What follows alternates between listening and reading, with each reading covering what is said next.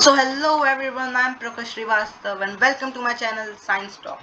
So इस channel में हम क्लास 7th, 8th और 9th के साइंस के टॉप कॉन्सेप्ट्स को समझने की कोशिश करेंगे. तो हम chapter 1 nutrition in plants and animals class 7th का जो है हम उसे स्टार्ट करने जा रहे हैं. In class 6th you learned that food is essential for all living organisms. You learned that carbohydrates, proteins, fats, vitamins and minerals are components of food. These components of food are necessary for our body and our nutrients. तो अब इसका मतलब है कि हमने class 6 में ये पढ़ा ही था कि फूड जो होता है हमारी बॉडी के लिए बहुत एसेंशियल होता है. बॉडी के हर लिविंग ऑर्गेनिज्म के लिए एसेंशियल होता है फूड. कोई ऑर्गेनिज्म खाना बिना खाना खाए नहीं जी सकता है. इसका ये मीनिंग है. You also learned that carbohydrates, proteins, fats, vitamins and minerals are called components of food. हमने ये भी पढ़ा था कि carbohydrates, proteins, fats, vitamins and minerals components होते हैं फूड के. तो ये आपको याद कर लेना चाहिए, एकदम बिठा लेना चाहिए दिमाग में कि ये कार्बोहाइड्रेट, प्रोटीन्स, फैट्स और विटामिन्स एंड मिनरल्स होता क्या है, क्योंकि ये आके आपको बहुत काम आएगा. एक दो क्लास तो कम से कम 8 तक तो आएगा काम. These components of food are necessary for our body and nutrients. इसका मतलब है कि ये जो कंपोनेंट्स है बॉडी के लिए बहुत ज़रूरी है और इन्हें न्यूट्रिएंट्स कहा जाता है. All living organism require food. Plant can make their food by themselves, but animals, including humans, cannot. They get it from plants or animals that eat plants. Thus, humans and animals are directly or indirectly dependent on plants. इसका meaning हुआ कि जितने भी living organism है सबको requirement होती है food की. जैसे मैंने आपको अभी ऊपर वाले पैराग्राफ में बताया था वही सेम है.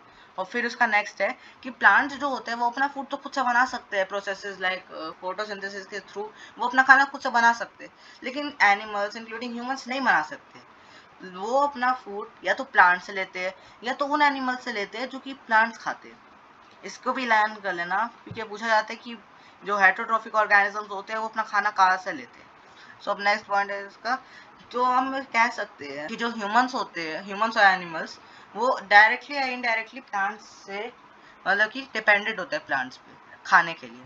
सो ये आप याद कर लेना कि ये डिपेंडेंट क्यों होते हैं ह्यूमंस और एनिमल्स प्लांट्स के लिए. सो इसका अगर आपको क्वेश्चन आएगा कि ह्यूमंस एंड एनिमल्स डिपेंडेंट क्यों होते हैं प्लांट्स पे, तो आप लिख देना सिंपली इंग्लिश में करके लिख देना. मैं आपको समझा देता हूँ कि जो ऑर्गेनिजम्स को रिक्वायरमेंट होती है फूड की, बट जो ह्यूमंस होते हैं और एनिमल्स होते हैं वो अपना खाना खुद से नहीं बना सकते, लेकिन जो ये प्लांट्स होते हैं वो बना सकते हैं.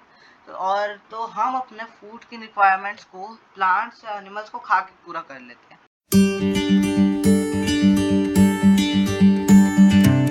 So let's start mode of nutrition in plants.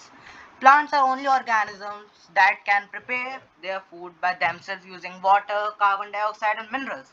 इसका सिंपल मीनिंग ये हुआ, पूरा पैरे का एक ही मीनिंग है कि जो प्लांट्स होते हैं ना उनको वो अपना खाना खुद से बना सकते हैं. उनको किसी की जरूरत नहीं है खाना बनाने की, बस इन 3 चीजों को पकड़ा देना उन्हें, वो अपना खाना बना ही लेंगे.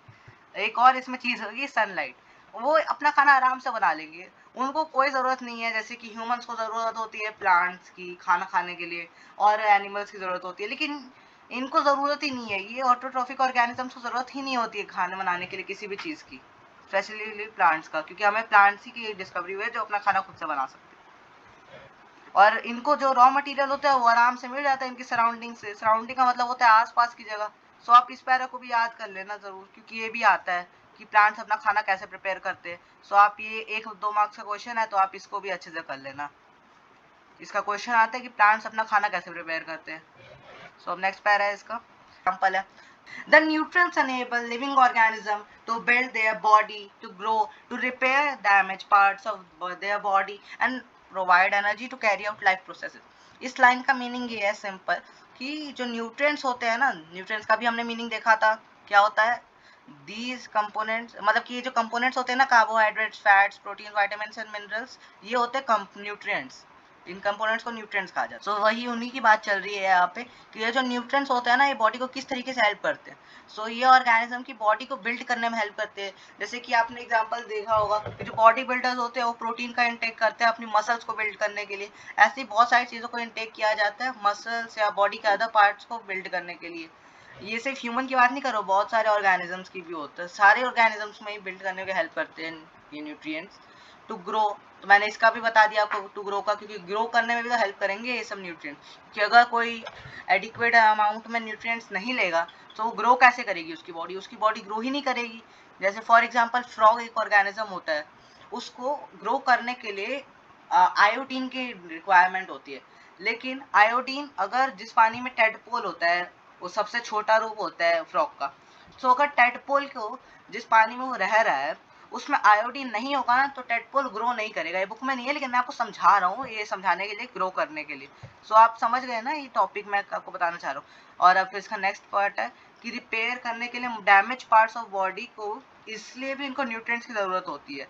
मतलब इसका ये हुआ कि अगर किसी की बॉडी को चोट लगी है, सो अगर उसको वाइटामिन स्पेशली, अगर किसी का जैसे कि किसी का हाथ कटा है, सो उसको अपने हाथ को कटे हुए पार्ट को ठीक करने के लिए उसको क्लॉटिंग होनी ज़रूरी है वहाँ की।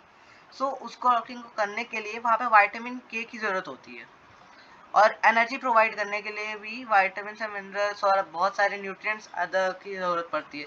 और स्पेसिफिकली जिन न्यूट्रिएंट्स की ज़रूरत होती है वो होते हैं कार्बोहाइड्रेट और फैट्स। लेकिन फैट्स बहुत टाइम लेते हैं डाइजेस्ट होने में, लेकिन वो सबसे ज़्यादा एनर्जी फैट्स ही प्रोवाइड करते हैं। सो अब इसका नेक्स्ट रीड करते हैं। Nutrition is a mode of taking food by an organism and its utilization in body by body, sorry. इसका मीनिंग हुआ कि जो न्यूट्रिशन होता है वो एक तरीका होता है एक ऑर्गेनिज्म का फूड को खाने का, उसका शरीर में लगने का, बस यही है इसका मीनिंग। सो इसी बेसिस पे जो मोड होते हैं ना न्यूट्रिशन के, वो फर्दर डिवाइड किए जाते हैं ऑटोट्रॉफिक मोड में और हेटरोट्रॉफिक मोड में। तो मैं आप रीड कर देता हूँ इसे, तब आपको क्लियर समझ आएगा ये। The mode of nutrition in which organisms make food themselves from simple substances are called autotrophic nutrition. Therefore, their plants are called autotrophs. Animals and most of the organisms take in ready-made food prepared by plants, then they are called heterotrophs.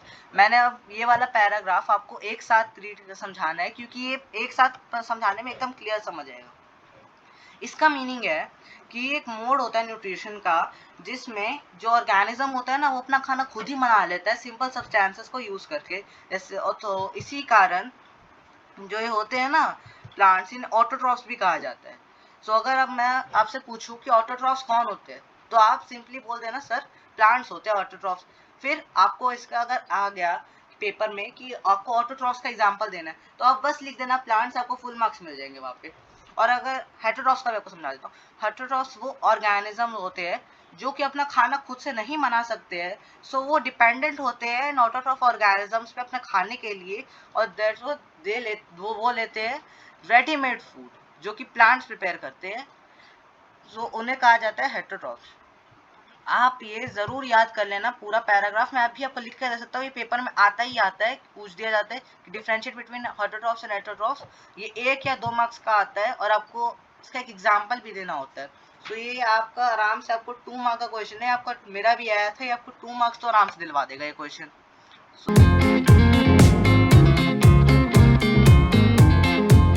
सो अभी फिलहाल ये chapter अभी मैं आपको इतना ही कराता हूँ, और अभी मैं एक समरी दे देता हूँ आपको इस चैप्टर में है क्या इतना।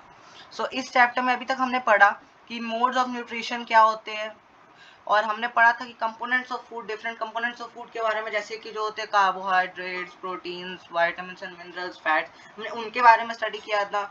हमने न्यूट्रिएंट के बारे में पढ़ा था कि न्यूट्रिएंट क्या होता है। न्यूट्रिएंट होता है एक component of food which are necessary for body, उन्हें कहा जाता है न्यूट्रिएंट्स। फिर हमने देखा था कि हमारे को फूड मिलता कैसे है, तो ये जहाँ पे मेंशन्ड है यहाँ पे कि हमारे को फूड कहाँ से मिलता है, ह्यूमंस और एनिमल्स, तो मैं हमारे को कहूँगा तो सही है, सेम ही है वो। सो हम इसे कह सकते हैं कि जो हेटेरोट्रॉफिक ऑर्गेनिजम्स होते हैं या ह्यूमंस होते हैं, वो अपना खाना प्लांट्स या अदर ऑर्गेनिजम्स से लेते हैं। और इसका एग्जांपल दे सकते हैं हम, जैसे कि ह्यूमंस अपना खाना लेने के लिए कहाँ जाते हैं, सब्जी मंडी जाते हैं सब्जी लेने के लिए।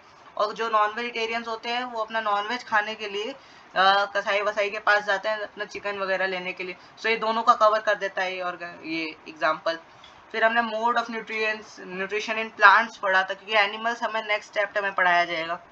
सो इसमें हमारे को बताया गया था कि हमारे को फूड क्यों ज़रूरी है, और प्लांट्स अपना फूड कैसे बनाते हैं। फिर हमने तो ये भी पढ़े थे कि टाइप्स के, मोड ऑफ न्यूट्रिशन के टाइप भी पढ़े थे, जो एक है जिसमें ऑटोट्रॉफ और एक है जिसमें हेटेरोट्रॉफ। और फिर हम इसके जो क्वेश्चंस होंगे ना इस चैप्टर के, वो हम at the last of the chapter discuss करेंगे, और फिर मैं आपको एक आध क्वेश्चन लिख के दिखाऊंगा कि हाँ ये क्वेश्चन इंपॉर्टेंट क्वेश्चन है, और आप उन्हें लिख लेना क्वेश्चन को। तो हम इस वीडियो को यहीं पे पॉज करते हैं, और हम जो बाकी का बचा कुछ टॉपिक्स है, जैसे अभी तो स्टार्ट ही हुआ चैप्टर, तो बचे कुछ नहीं। सो हमें जो सेकंड टॉपिक है इसका, photosynthesis plants, food making processing plant, ये वाला जो टॉपिक है ये हम करेंगे अपने नेक्स्ट क्लास में। सो अगर आपको कोई भी दिक्कत है, कोई भी क्वेश्चन डाउट जगे, तो आप उसे कमेंट कर देना मेरे को, मैं उसे उस डाउट को ज़रूर पढ़ूंगा और आपको रिप्लाई करने की पूरी कोशिश करूंगा।